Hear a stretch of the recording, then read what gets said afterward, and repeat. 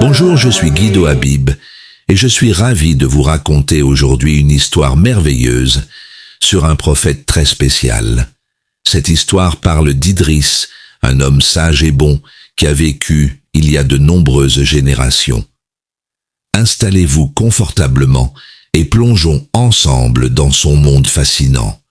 Il y a très longtemps, il y a plusieurs générations, un enfant spécial, nommé Idriss, est né dans la ville de Babylone. Dès sa naissance, Idriss rayonnait d'une sagesse mystérieuse qui impressionnait tous ceux qui l'entouraient.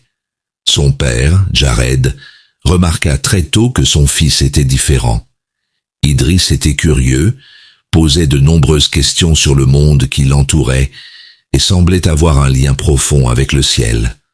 En grandissant, les gens de Babylone remarquèrent qu'Idriss possédait des capacités extraordinaires. Il inventa l'écriture et apprit aux gens comment l'utiliser. Les gens étaient fascinés par sa sagesse.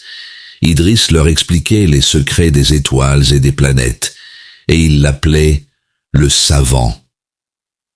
Un jour, alors qu'Idriss se promenait dans les champs, il rencontra un fermier désespéré.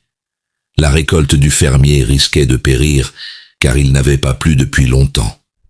Idriss fit une prière silencieuse, et soudain, une douce pluie commença à tomber, sauvant les champs du fermier.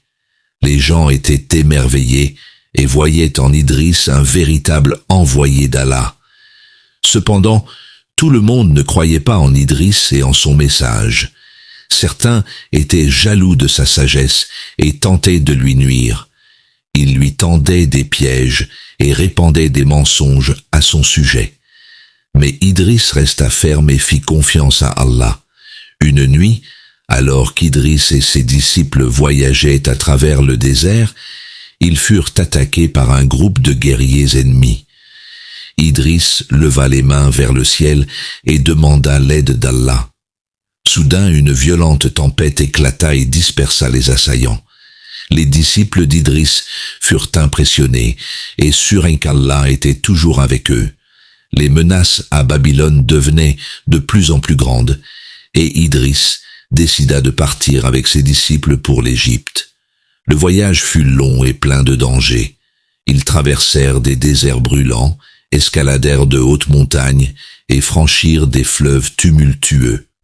Pendant le voyage, Idriss encourageait ses disciples et leur montrait comment surmonter chaque défi avec courage et sagesse. Une fois arrivé en Égypte, Idriss commença immédiatement à enseigner aux gens. Il construisit des écoles et des bibliothèques où les gens pouvaient rassembler des connaissances et de la sagesse. Idriss leur montra également comment fabriquer de meilleurs outils et améliorer l'agriculture. Un jour, alors qu'Idriss était en méditation profonde, il entendit une voix venant du ciel. C'était Allah qui lui disait que son temps sur terre allait bientôt se terminer. Idriss n'était pas triste, car il savait qu'il avait mené une vie bien remplie et inspiré de nombreuses personnes. Allah éleva Idriss à un endroit élevé sans qu'il ne connaisse la mort. Cette grande honorabilité lui fut accordée parce qu'il était un prophète véritable et juste. Les gens étaient tristes, mais ils savaient qu'Idriss resterait toujours vivant dans leur cœur et dans ses enseignements. Les enseignements et l'héritage d'Idriss furent transmis de génération en génération. Ces histoires furent chantées dans des chansons et des poèmes, et les enfants écoutaient attentivement lorsque je, Guido Habib, racontais les histoires d'Idriss. L'héritage d'Idriss vivait dans le cœur des gens. Sa sagesse et ses enseignements aidaient les gens à mener une vie bonne et juste. Les enfants apprenaient qu'avec courage, sagesse et confiance en Allah, ils pouvaient surmonter n'importe quel.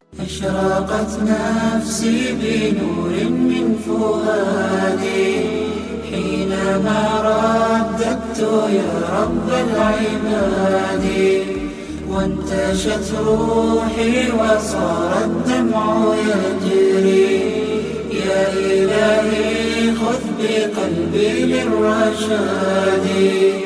أشرقت نفسي بنور من فؤادي حينما رددت يا رب العباد. وانتشت روحي وصار الدمع يجري، يا إلهي خذ بقلبي للرشاد.